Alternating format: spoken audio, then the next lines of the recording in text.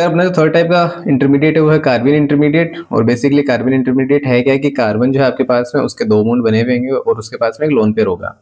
और इससे अपन क्या बता सकते हैं कि जो अपना कार्बन इंटरमीडिएट होगा वो पहली बात तो डाइवेलेंट होगा, दूसरी चीज न्यूट्रल होगा, उसके पास कोई चार्ज नहीं होगा, ना तो पॉजिटिव ना नेगेटिव चार्ज, जैसा एक कार्बोकेटाइन और कार्बन आयन में होता है।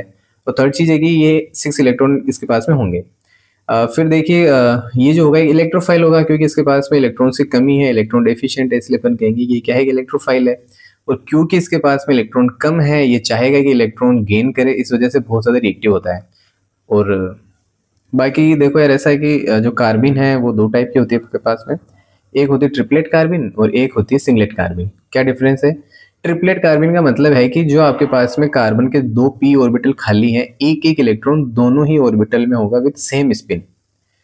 और इसमें क्या कहोगे आप कि जो बॉन्ड एंगल होगा वो 130 डिग्री से 150 डिग्री के आसपास होगा। चीज जो कार्बन होगा वो आपका sp2 हाइब्रिडाइज्ड होगा जब बात ट्रिपलेट कार्बन की होगी।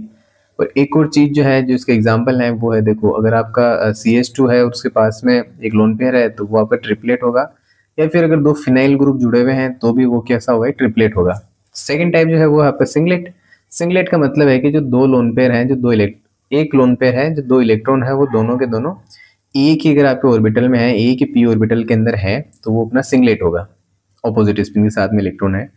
दूसरी चीज इसमें जो बॉन्ड एंगल है वो 100 से 120 डिग्री होगा। और याद रखने वाली चीज है कि इसके पास में एक एम्प्टी पी ऑर्बिटल होगा, तो ये भी एक रिएक्टिव कार्बिन है।